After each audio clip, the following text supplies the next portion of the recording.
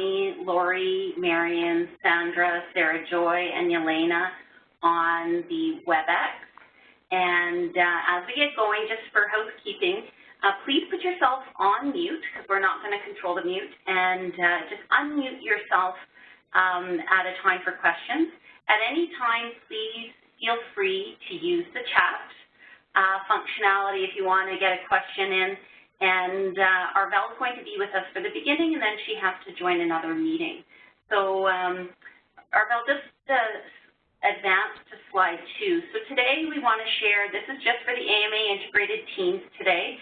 It's part 1 of 2 to give you an introduction to the Central Patient Attachment Registry and the current state as we move forward with it in the context of Cpar being a key enabler for the continuity campaign.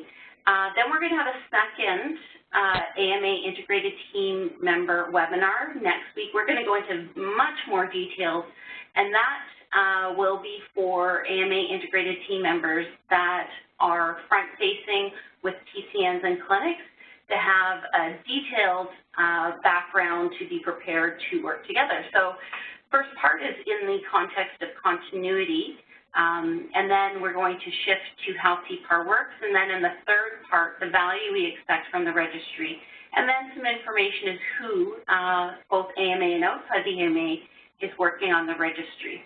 So Arvel, I will pass the baton to you. Great. Thank you very much, Barbara, and welcome everyone to the call this afternoon. Barbara and Chris have asked me just to provide a fairly high-level overview of the opportunity that we have here in front of us. And so although today we've asked you to join us to focus on gathering more information around the Central Patient Attachment Registry, the real opportunity that we have here is to advance the focus on continuity within primary care and the patient home within the province. And so I'm going to provide some highlights on why that's so important.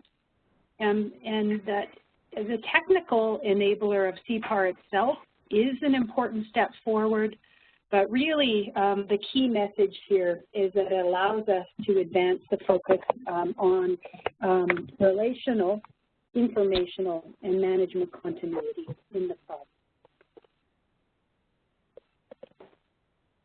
So why is this focus important? And I just want to draw our attention to the important link between knowing who your patients are within the primary care practice and being able to provide ongoing longitudinal care to them as a primary care physician and team, and the value that that has actually for patient care outcomes, for provider and patient satisfaction. And as far as making, seeking improvements here in Alberta, the importance of this focus is substantial. This first slide just really highlights for us that this isn't new information. It's focused on continuity. The information has been well entrenched into both the framework of the patient's medical home and into the elements of the patient's medical home that we recognize here in Alberta. So welcome for those of you who just joined the call. I'm just going to remind you if you can mute yourself if you're not asking questions at this point. That's really helpful. This next slide just really highlights that, again, the link of this continuity focus to the PCN objectives. That when we think about the objectives of advancing the patient's medical home and the integrated patient's medical home here in the province, again, that golden thread of the continuity focus aligns clearly with actually 3 of the 4 objectives.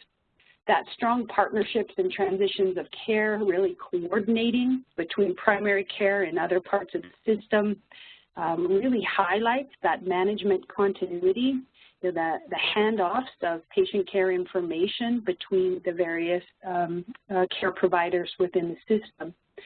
Also that the health needs of the community and the population objective, and really looking at, again, how continuity of care, both between the family physician and the patients, and informational and management continuity, are going to allow us actually to start to focus on that population and primary health care focus here provincially. And then, of course, clearly aligned with the patient's medical home objectives. So real quickly, there are 3 types of continuity, which I'm going to go into just a little bit more detail on. Many of you probably are quite familiar with this information, but there is really an important set of evidence that tells us that this is an important focus. So again, the focus as we're engaging PCNs and we're engaging primary care practice, really that value proposition is to advance the focus on continuity here in the province, and Cpar being a key technical enabler to be able to do so. And why is that focus important? And that focus is important for a number of reasons.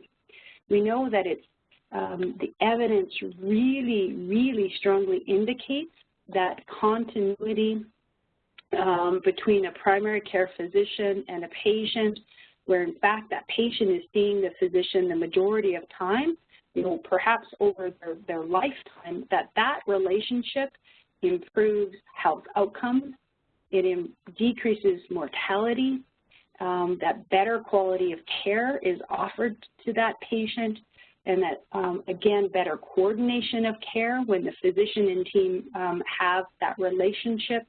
And it also results in access of the most appropriate parts of the healthcare system, like the family physician office and clinic, and not accessing the more expensive parts of the system, emergency rooms, urgent care, etc.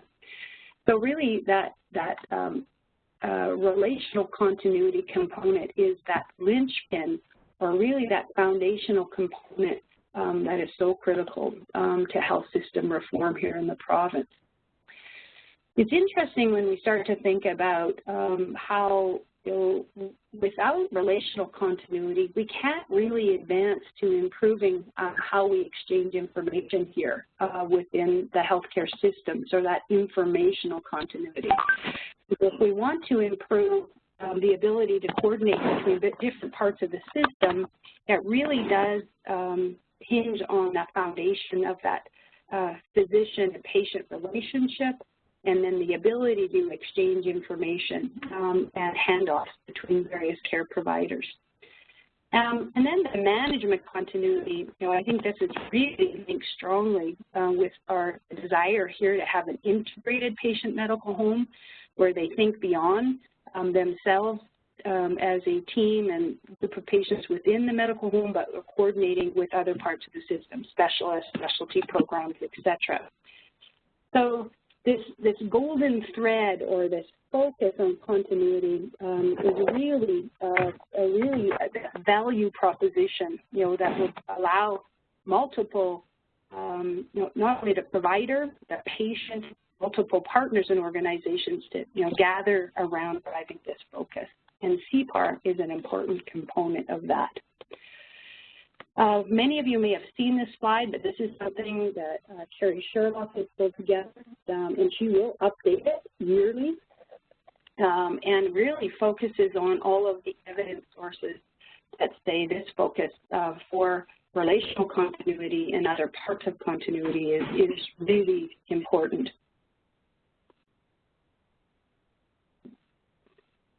Just trying to get it to advance.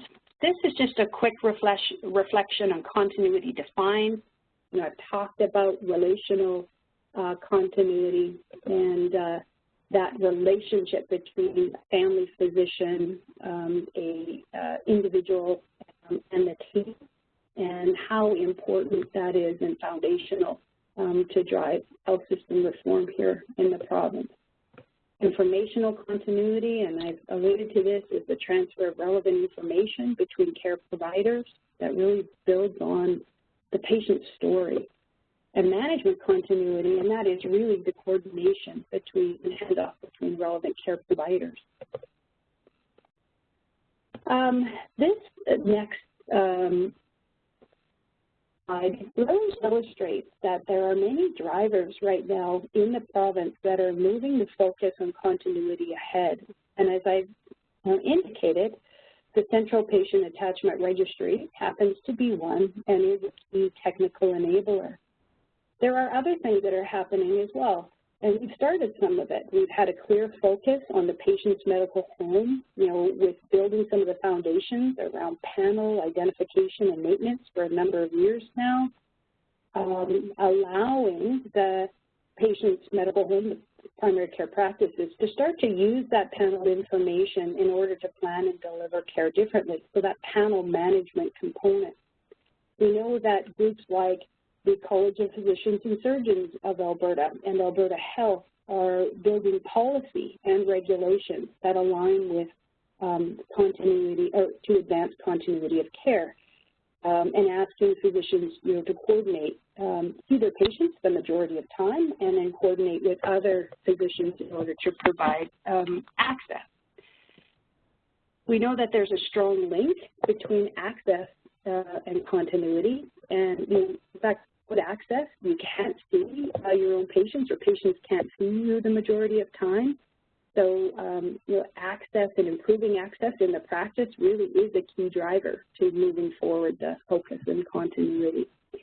I want to point out that there are other initiatives like physician remuneration and the opportunity perhaps in the future to link the schedule of medical benefits to the data and information that's in the Central Patient Attachment Registry, and actually honor those, the ability for providers, primary care providers, to provide that continuity of care to their patients. And so, looking at how the schedule may in fact be changed to really highlight this focus. Again, some consideration that it may be an enabler for us to look at funding PCNs differently as well, based on that panel and continuity information that will be available in the registry. So this really just indicates that right now the stars seem to be aligned provincially through multiple organizations, so multiple initiatives that are really driving this continuity focus ahead. I mentioned we've been on this journey for a while. It's not new to us as AMA integrated programs, and that so this focus on continuity is not something an add-on. It's just now we have the ability to start to highlight our journey and really use some of the data and information that will be available to us to show progress.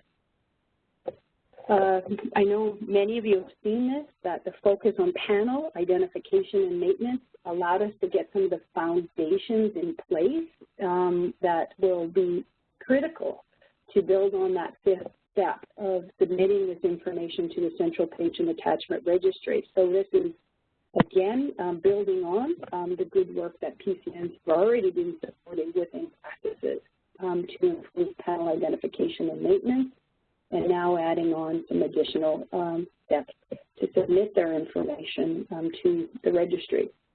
Barbara and Chris are going to highlight, though, that this is really going to, I guess, put the important focus on being ready to submit this information to the registry back to the PCNs, as they're working and preparing practice groups for this next step. I want to just highlight something Barbara said, and I'm actually almost finished, just really trying to, I guess, reinforce with you here that this initiative for Central Patient Attachment Registry is about advancing continuity here in the province. And that really is that value proposition we're wanting to be bring home, to why PCNs and practice groups would be interested in this step. But there's been a discussion around, how could we collectively, amongst sponsor groups, the Primary Care Alliance or Specialty Care Alliance, partners, as you can see up on the slide deck here, various partners, others yet to be defined, and participant groups, physicians and healthcare providers, really the public and organizations, how together we could focus on this sort of unified movement to strengthen the primary care system, and continuity being that, again, that golden thread that allows us to gather in a unified way and measure our progress. So when they may have heard some information about the continuity campaign, which would gather the various organizations and groups around this unified approach to advance continuity. But it's going to take primary care physician involvement because, as we mentioned, their work is foundational to move this forward. Public and patient awareness about the value of seeing their own family physician, and of course then the connection of the specialty and community groups that they have a significant role to play in coordinating care and sharing care with the primary care physician in a new way. The final, having trouble advancing that.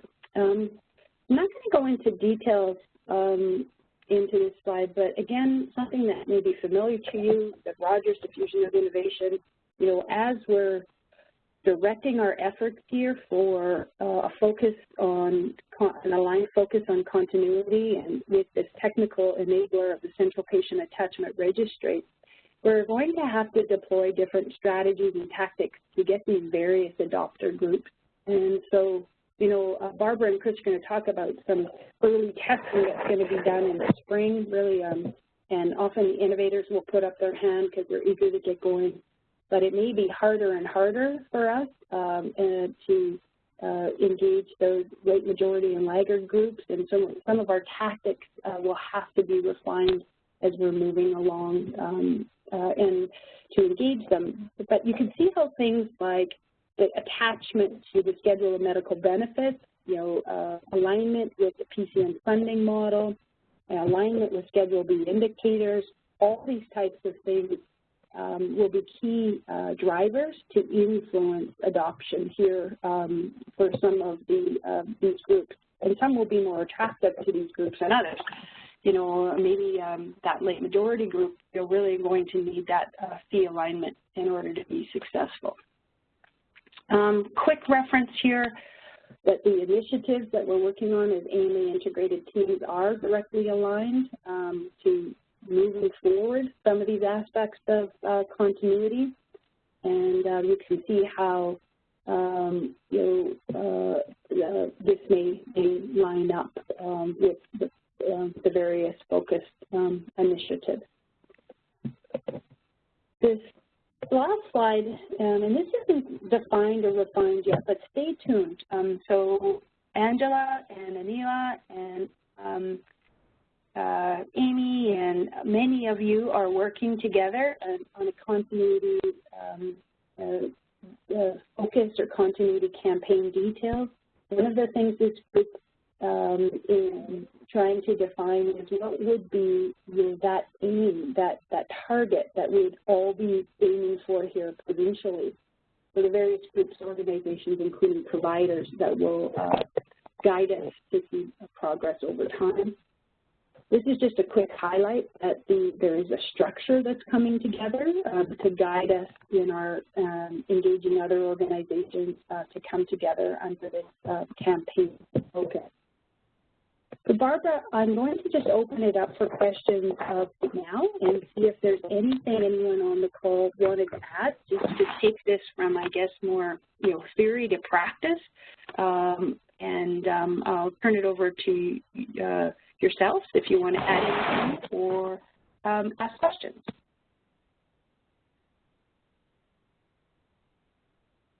Thanks, Arvel.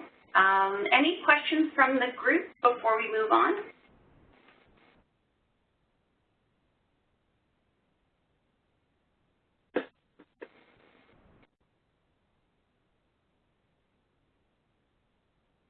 Hi, well, can I just ask a quick question?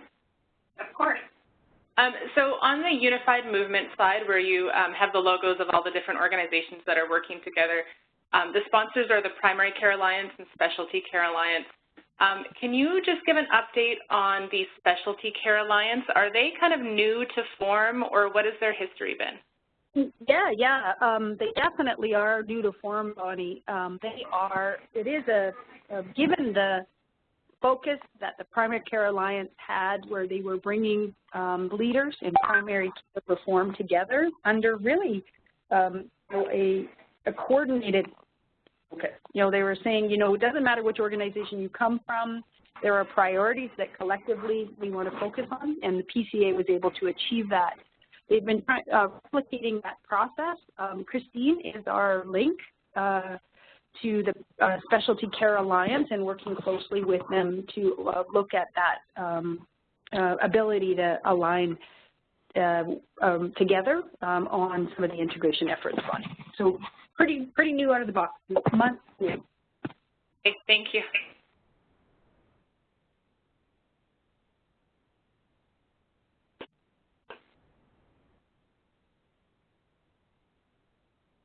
So hearing no other questions at this time, thank you, Arbella. I know you have to leave us. So thank you so much for joining us for this time. And we're going to pass the ball here to Chris, who's going to more information about how Cpar is going to work. Hi, everybody. I'm going to talk quickly about just kind of the nuts and bolts of Cpar. Some of you have heard this before, so please bear with us, because there's a few people on the call for whom this will be new. So Central Patient Attachment Registry was dreamt up and agreed to between Alberta Medical Association and Alberta Health as part of the 2016 amending agreement. The Section of General Practice has been sponsoring and leading the initiative along with AH and AHS. And Cpar is going to actually be a database that's going to contain information about attachment of patients to primary providers across the province. And this will be a key technical enabler for a bunch of things that we think can happen in the future once there's a reliable source of attachment information. So just a quick look at who's been working on this at the AMA. So Dr. LeBuick, Doug, and Arbel are sponsors. And they sit at the steering committee with Alberta Health and Alberta Health Services and are leading the way. Barb and I and Dr. Tobias Gelber from Chinook PCN are sitting at the Joint Technical Working Group, and we've been working on the development of Cpar and some of the details around it. And then our team here at AMA is Arbel, Barb, myself, Alexis, Leanne, Jessica, Sue, Amy, June, and Lori, and we've just recently been joined by Ping and Angie. So there's quite a few of us now working on Cpar, and we meet a couple of times a week.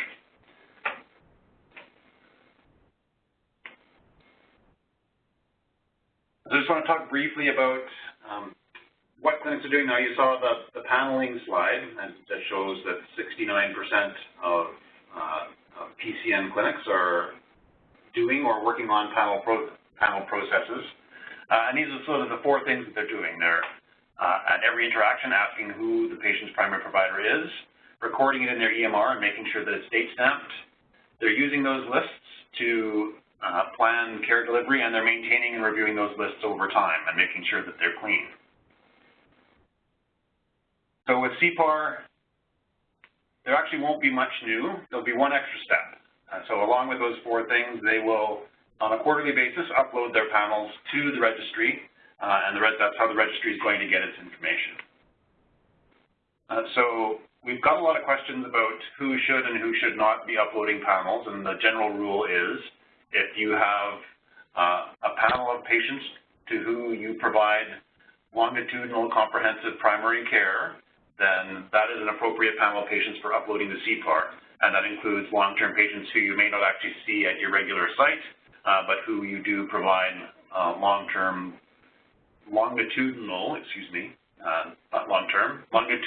comprehensive primary care.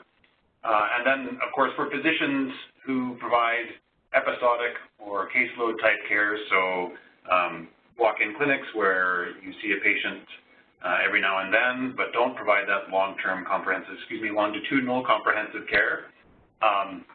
Those would be inappropriate, and of course, other things like other services like vasectomies, maternity care, sports med, PAPs, et cetera, things that are done on an episodic basis, those are better, more properly considered a caseload rather than a panel and would not be appropriate for uploading to Cpar.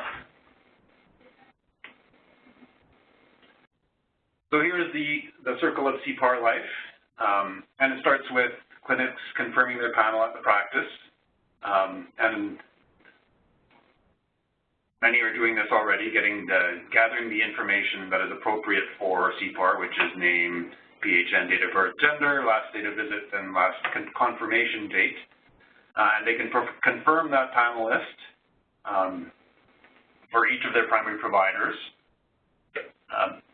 And they can save that list as a CSV file and produce it from their EMR. That's a key part of that's a key step for Cpar, because that's what they'll be sending to the registry. So when the registry goes live, clinics will register and choose panel access administrators and panel administrators for their provider panels. The access administrator will have the responsibility of deciding who gets access to that panel and who doesn't. And the panel administrator will have the responsibility of actually creating the CSV file and uploading it to the registry. And on a quarterly basis, they will do that. Registry will receive that information and compare it to the patient-client registry at Alberta Health, and Cpar will be able to recognize mismatches and duplicates. Cpar will also compare the lists to lists from other physicians and find conflicts where patients are on more than one panel. After it's done that, it will send reports back to the clinics that they can then use to begin the circle of life anew and compare their panels to the conflict reports and then manage those conflicts appropriately.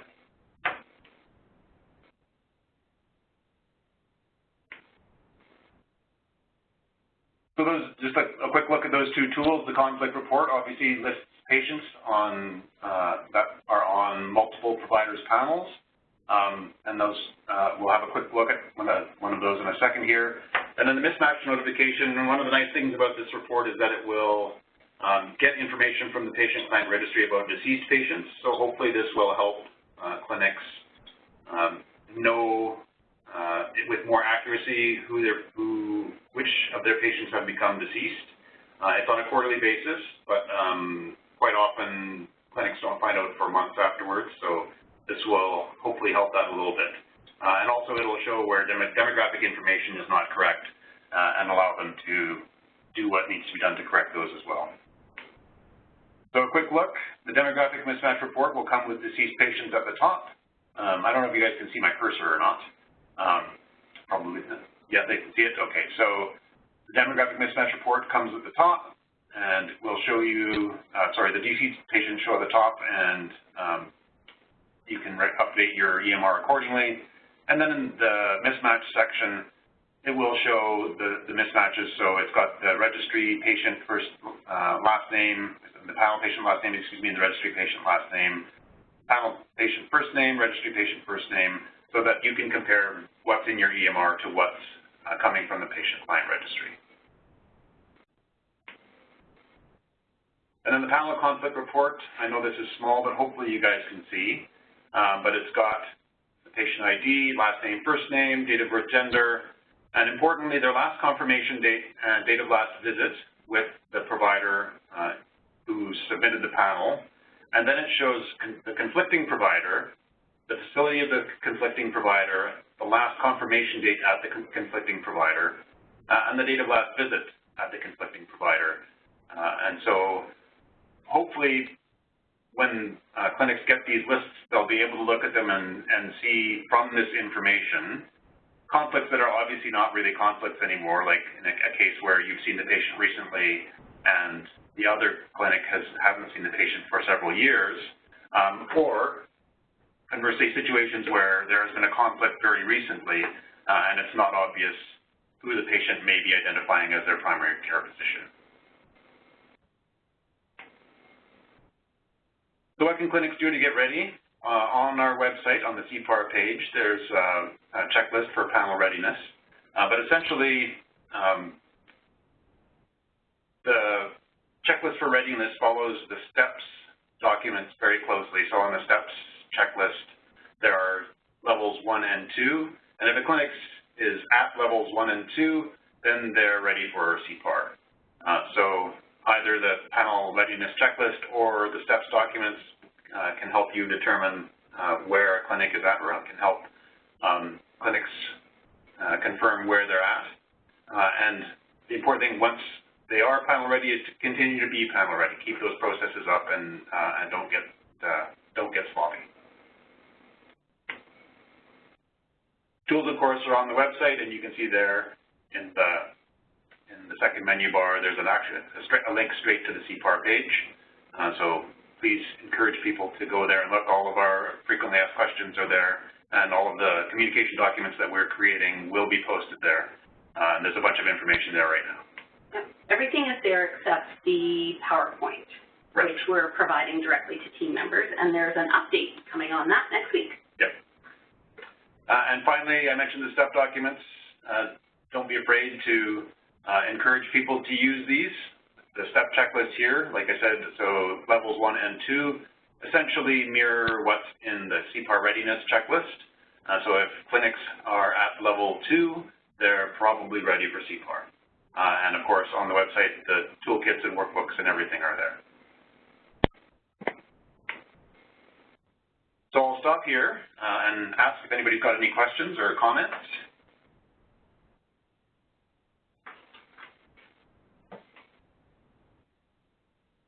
Hi, it's Bonnie again. Hi, Bonnie. You may be answering this in the next section, so you can tell me to wait. But so when a provider gets their conflict report, what support, if any, are they being offered on how to deal with those conflicts? Thanks. Great question, Bonnie. And yeah, we've got not an app for that, but we have a toolkit for that. So that support and direction will be provided, and it'll be provided from the AMA integrated programs to the PCNs to then help their clinics, as well as some that they can use directly. But we'll get into that in a moment. Okay, thanks. Great. So what we've been saying to PCNs and providers about a couple of the key benefits of the registry.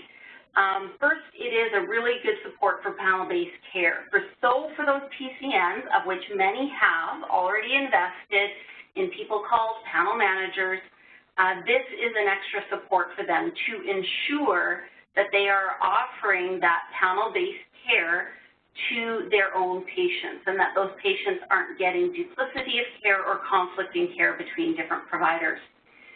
The second key thing, and we'll get into this in more detail, is the role that Cpar plays in building a foundation for informational continuity. So once the registry is up and running and it shows that a patient is uniquely attached to a primary provider, physician or nurse practitioner, that information is going to flow to the patient's net care record, and it will then show who that patient's primary provider is. Now, really importantly, back when Chris showed you the flow of work, it's a quarterly update, and that's what we're doing initially, and that allows for the registry to recognize the fluidity of panel. And as patients change from one provider to another, that will show in the registry, and that in turn will update the patient's net care record as Cpar is updated.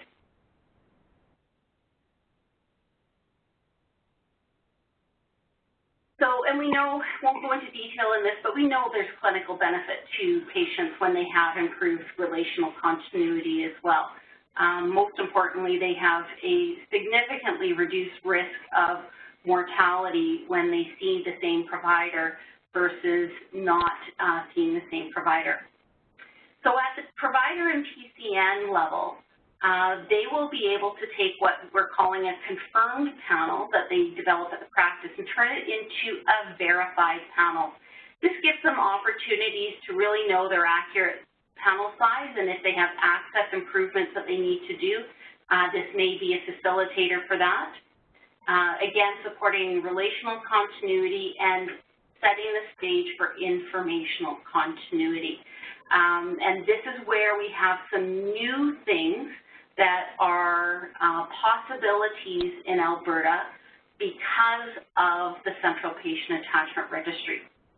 I'm just going to go back to, and I'm going to get to that in a second, so I'm going to go back to this slide. So we also know that the registry is a really good fit with patients' medical home implementation.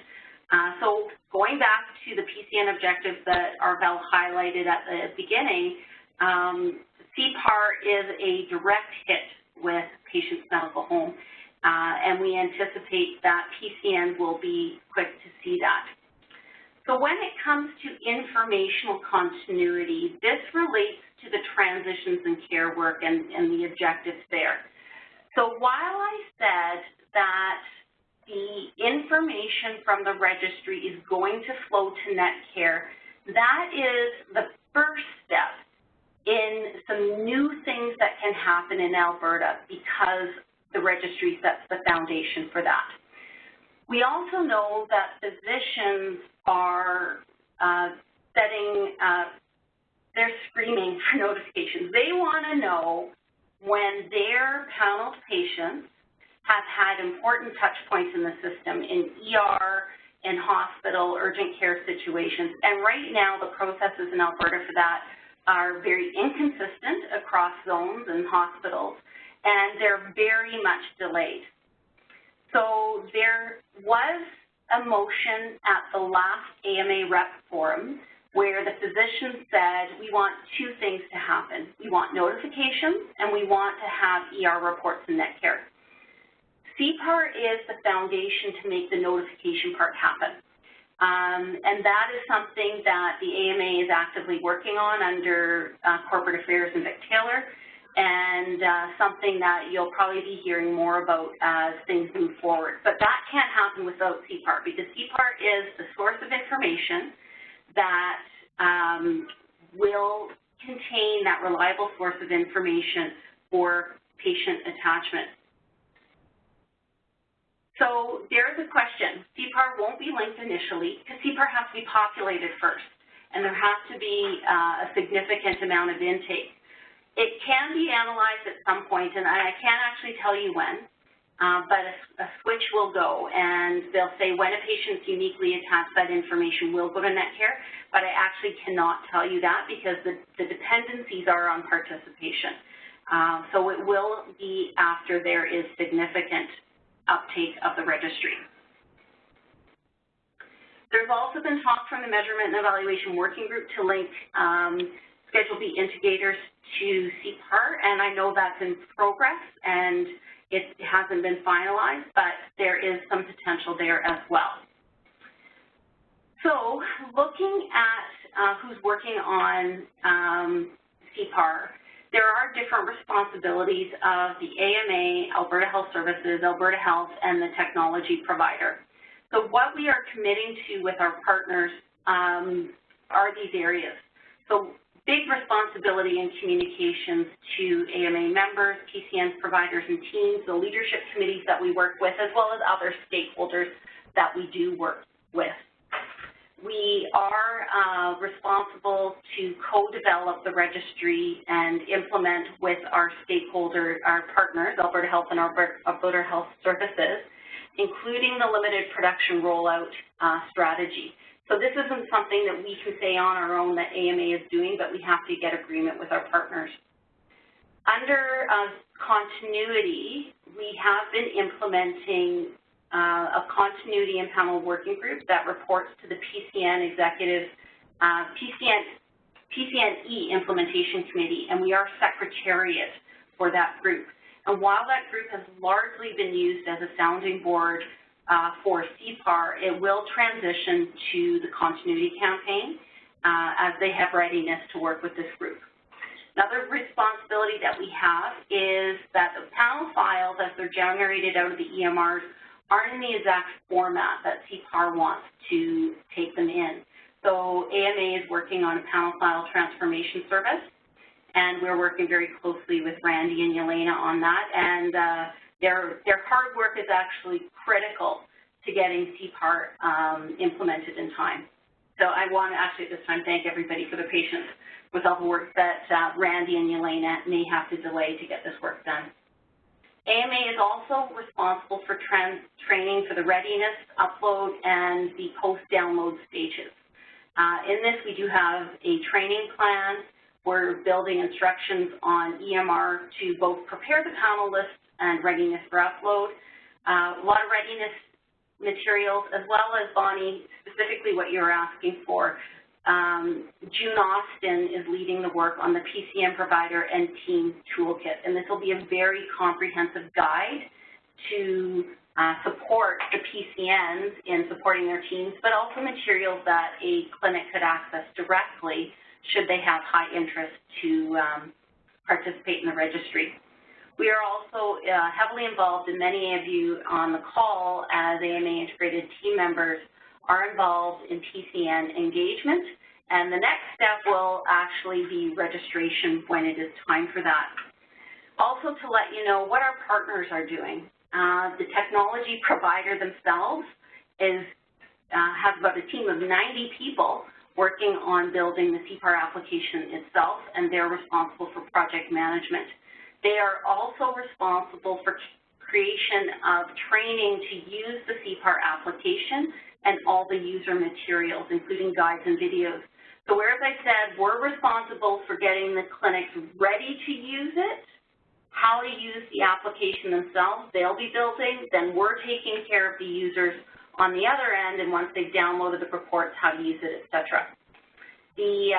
Our partners at Alberta Health and the application are responsible for registration support, and the Alberta eHealth support team is going to be responsible, like a helpline associated with that.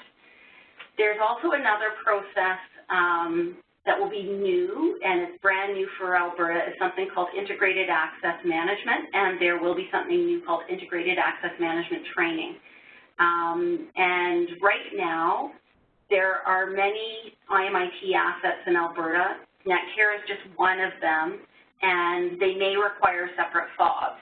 Under Integrated Access Management, there will be new permissions that can be created by an access administrator. Presently, that might be somebody that's in a clinic as a Netcare access administrator, as well as the different fobs, and it's all going to be integrated, and this is going to be new for Albertans as well. Together, the partners are responsible for evaluating the implementation of the rollout and report development. So there will be some new reports. We'll talk about that and the role that they will play in implementation with PCN. So to let you know some high-level information about timelines, first of all, on the right-hand side, you can see that big arrow with communications. And there are ongoing communications going out about the registry. And to date, they've been highly about readiness. And Alexis has been taking the reins on that, ensuring that in MD Scope, all those other publications, that there are communications coming out about the registry. Right now, and actually in this month, in the month of January, this is the first time I've mentioned it, or we've mentioned it in the presentation, is Cpar is also going to be used by the 2 blended capitation clinics in Alberta. There's some separate functionality just for them, and they're starting to use it this month. And they will use it to manage their rosters. They used to use another piece of software, and they're transitioning to Cpar for that purpose. Also in January, we're working on the readiness, and we hope to confirm the interest of our limited production rollout participants and ongoing development of the tools and toolkit.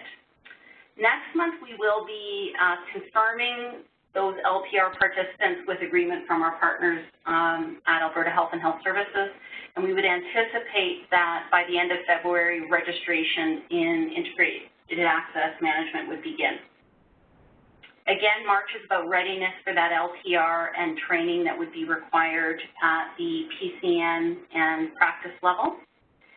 Then we anticipate that the application will be ready for uploads April 1st, and the limited production rollout will be initiated. Now we're waiting for confirmation with our partners, but it looks like it's going to be a series of small rapid waves, at which point, provided that all the LPR works well can be made, we anticipate a general rollout in June. And as Chris has mentioned, we anticipate quarterly uploads to the registry. This would mean that the regular quarterly uploads would begin June, and they would be June, September, December 2018. And we anticipate with that we would have the capacity to register up to 1,000 provider panels by year end. So I do want to anticipate that you may be getting questions and directing people to the website. We are trying to update it regularly, and that's where you will find the tools. And what we're going to be doing on the next webinar is we've invited anybody that will be involved front-facing with a PCN, and we're going to get into the details of implementation, of which there's many that we want to share with you, so that you can be prepared for what's coming next and how we're preparing for and what those details are going to be in the limited production rollout, and how to communicate that with your PCN. So that's coming next. And at this point, I see we're getting close to the hour, but we have time for questions. Hi, Barb, it's Angie. Just sort of future state, is there a possibility that Cpar registries would be used for PCN funding in the future? Is that on the radar? That has been talked about, and it's anticipated that it would be a far more accurate method than the four-cut method that's currently being used. Okay, thanks. But nothing's confirmed at all? No. And apparently that won't be, there'll be no movement on that until negotiations are done anyway. Okay. Then another question, is there any future talk of, on the conflict report, potentially showing the number of other visits to primary care that a patient had, not necessarily with which provider? Do you know if that's a potential for the future? Great question, I'll explain. First of all, Cpar does not capture visit information. It only captures information on the last visit date only, and then the last the attachment was confirmed.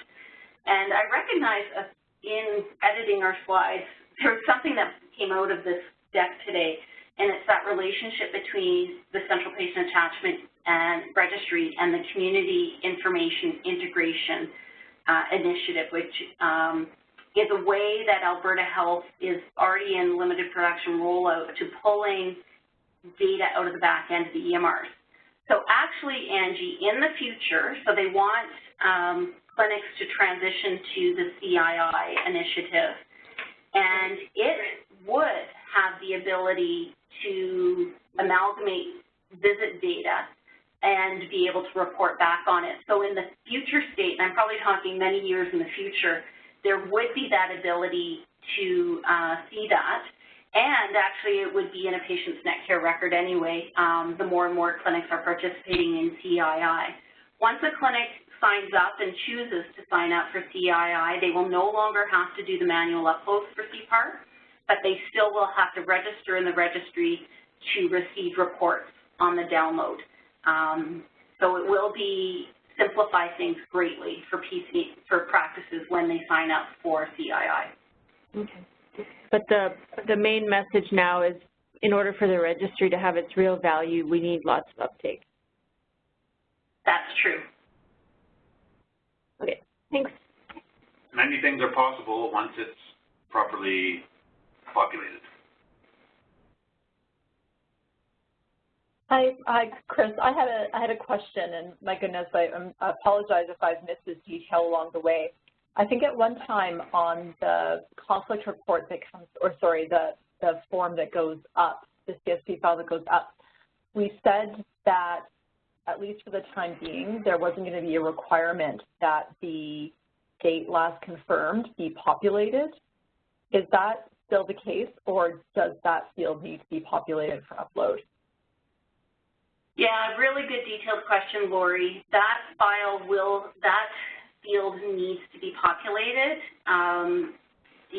Because Cpar then communicates with CII, it'll be rejected by the CII database if the last confirmation date is blank.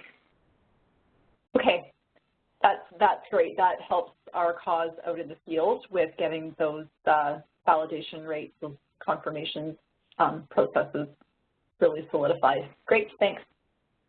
Yeah, thanks. And maybe we need, and just confirm then that we will need to reiterate that in our readiness messaging, that if that field is blank, they will have to not include it in the report.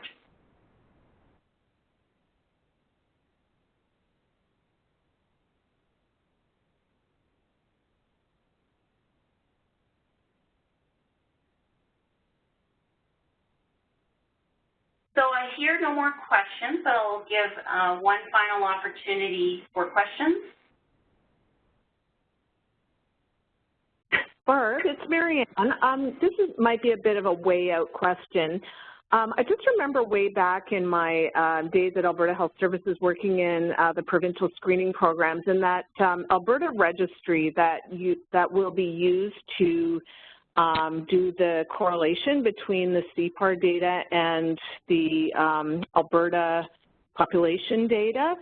That registry was a bit of a mess, what I recall of it, because what happens is that unless individuals call in, like there's nobody tracking Alberta Health numbers, right? So people move around, people die, people, you know, move to other provinces, whatever, but nothing is ever updated unless somebody, you know, actually phones Alberta Health and makes that change. Like there's no mechanism because they just don't follow the Alberta Health, like they don't follow people's Alberta Health numbers. So how robust is that? Is that going to create issues for that comparable report?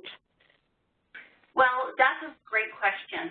So if there is inaccurate information now, for example, really importantly, it's not validating against address and phone numbers.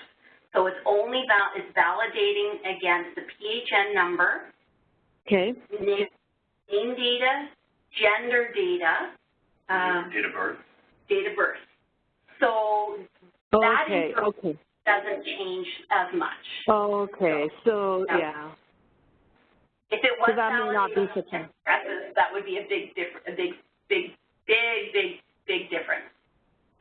Yeah, totally, because that's where the problem is, that there's just no tracking of individuals. And then the other thing is the death. So I don't know if there's a mechanism. So if a patient passes away, unless the family members contact Alberta Health and say this person is no longer alive, is that going to be an issue?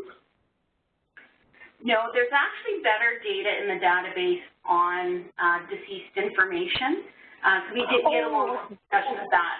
So the patient-client registry has multiple sources for collecting deceased information. It's just not for patients that are deceased in a hospital.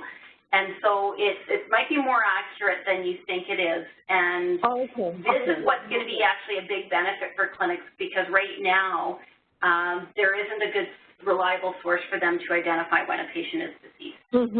Exactly. Oh, well, that's good to know then. That's good to know. Okay, that's all I had. Yeah, Marian, I'll just back that up. When we did the EPIC project previous to ASAP, they did the matching with the data. And I worked with three clinics in particular that had a lot of conflicting demographic information. And when we did the debrief afterwards, hands down, they all said, like, they had, in the clinic, they had the incorrect information. The information at Alberta Health was almost like 100% the correct information. Oh, okay, okay.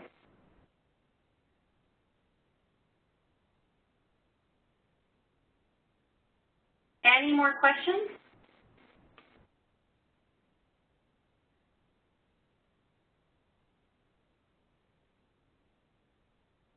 So as you can tell, we can get very detailed with Cpar, and that's what we're going to do in the next webinar for those that are PCN facing to get you all those details you need. And so we invite you to tune into that. I believe I have sent them out.